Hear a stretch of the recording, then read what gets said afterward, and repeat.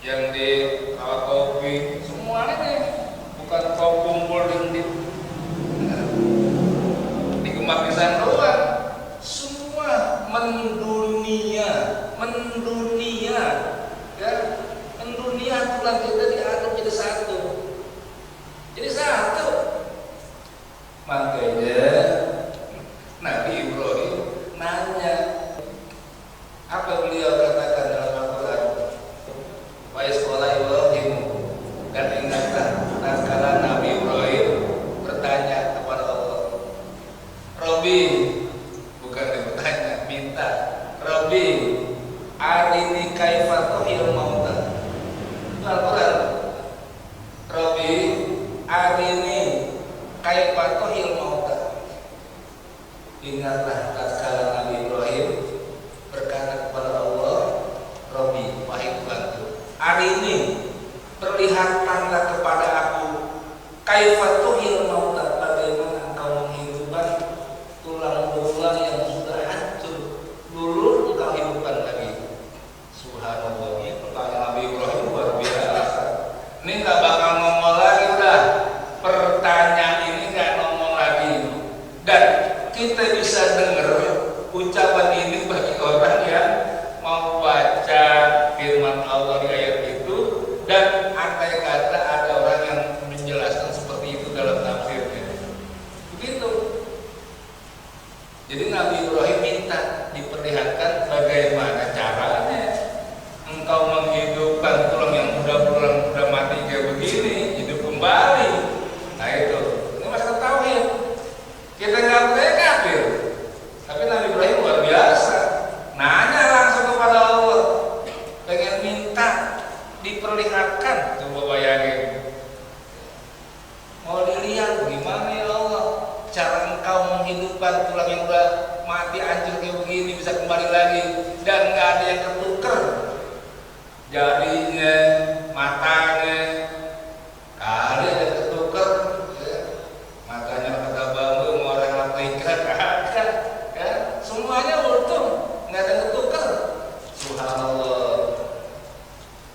Dapat teguran akhirnya Nabi Ibrahim kepada Allah.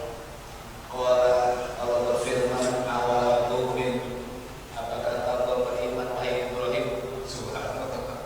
Nabi Ibrahim ditegur gara-gara nanya begitu, apakah engkau seorang nabi tidak beriman? Coba bayangin. Kalau gitu kabur Allah.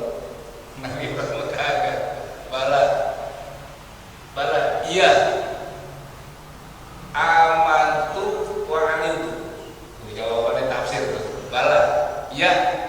Amantu wa alimtu. Aku beriman dan aku mengetahui Engkau zat yang maha berkuasa segala-galanya. Tapi saya pengen walakin lihat mainal qalbi.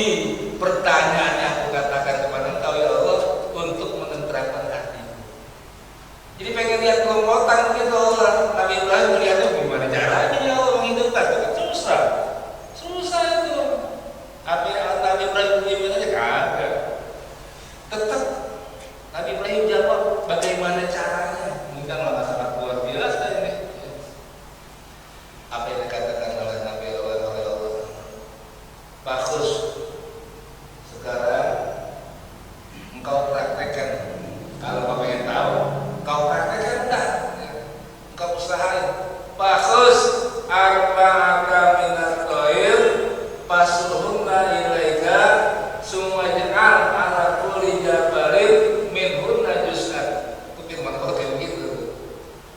Wahai Nabi Ibrahim, bagus arba'ata minat toil, engkau ambil 4 ekor unggas, 4 jenis burung yang bisa terbang.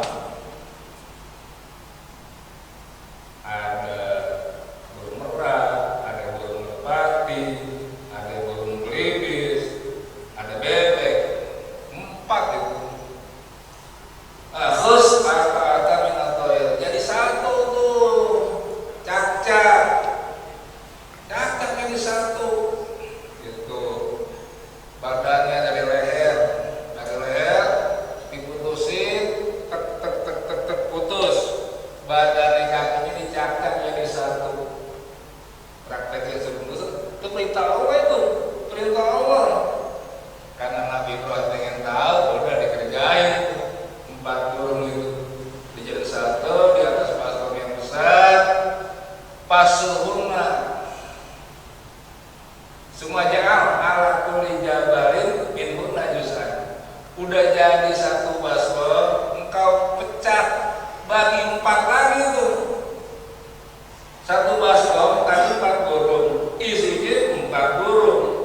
Nah dibagi 4. Nah setiap tumpukan taruh di puncak. Satu lagi taruh lagi di puncak. Jadi 4 puncak. Dan 4 tumpukan tadi ditaruh di setiap puncak gunung. Semua mengguna. Udah taruh semuanya tuh di 4 puncak, ya. Cuman leher-lehernya doang yang kagak ditaruh, lehernya ditinggal.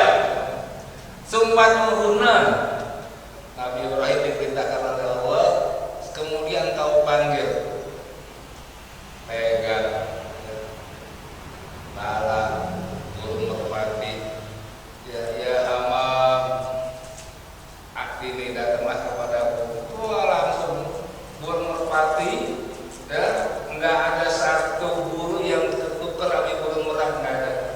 Datang nempel di mana lehernya burung merpati sampai kaki-kakinya terjadi. Semua tertukar lepas terbang. Coba bayangin, ini Allah Subhanahu wa Ta'ala dengan ilmunya Allah, dengan kekuasaannya Allah. Panggil lagi, ya satu persatu lagi. Kenapa nih? Burung belibis. Ambil. Ya Tayrul belibis, ya hati ini datanglah kau kepadaku, datang. Ya, dari yang di puncak yang lain tuh, ya datang nempel di lehernya, kakinya, bulunya nggak ada yang tertukar, dilepas terbang. Semua begitu. Wa'alam annallaha azizun hakim. Ketahui hai Muhammad, ketahui hai Ibrahim, akulah sangat bijaksana dan sangat berkuasa atas segala-galanya. Ini sangat luar biasa. Jadi pelajaran kita malam ini menguatkan tauhid kita. Jangan kita ada keraguan tentang yaumul ba'ats. Begitulah keadaan nanti akan terjadi di akhirat nanti. Masyaallah muslimin rahimakumullah. Sama keberadaan Allah Subhanahu wa Ta'ala, ya. Jadi kalau cerita tentang tauhid, ya, ini jangan sampai kita menyamakan kita kepada Allah Subhanahu wa Ta'ala, atau kita balik, Allah kita samakan dengan makhluk. Ini nggak boleh. Kenapa? Firman Allah Subhanahu wa Ta'ala, laisa kamitslihi syai'un. Tidak ada satupun makhluk yang sama kepada Allah Subhanahu wa Ta'ala. Artinya Allah ada bila kaifin, tanpa ada kata bagaimana.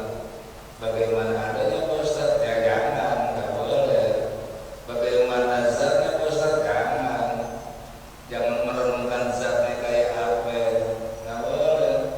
Jangan merenungkan ya tempatnya Allah bertempat, jangan. Allah maujudun bila makannya Allah ada tanpa tempat.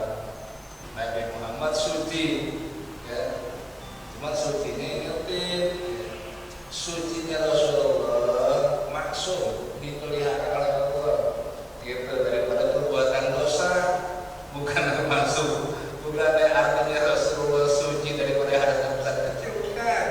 Ya, sucinya Rasul itu maksum, ya, dipelihara oleh Allah, gitu. Ada lagi suci bagi Allah. Nah, suci bagi Allah bukan kayak tadi, bukan kayak Rasul yang tadi diceritakan tadi, bukan kayak anak besar kecil.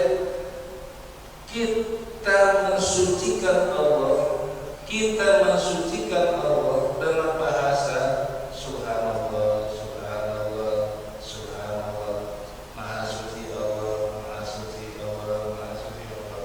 Itu namanya takdis. Takdis itu kalimat takdis, mensucikan Allah dengan ucapan Subhanallah, Subhanallah, Subhanallah. Tapi ingat, isinya Subhanallah, mensucikan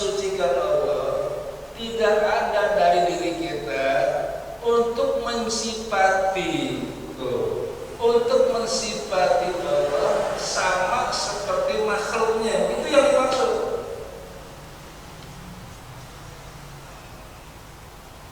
Jangan sekali-sekali mensifati Allah, menyamakan Allah kepada makhluknya. Kalau masih menyamakan Allah, mensifati Allah kepada makhluknya, batal kita punya takdis atau ucapan subhanallah. Nah artinya subhanallah, subhanallah, subhanallah, subhanallah, subhanallah. Allah di langit, Allah di atas, habis. Subhanallah, maha suci Allah, maha suci Allah. Nggak ada artinya.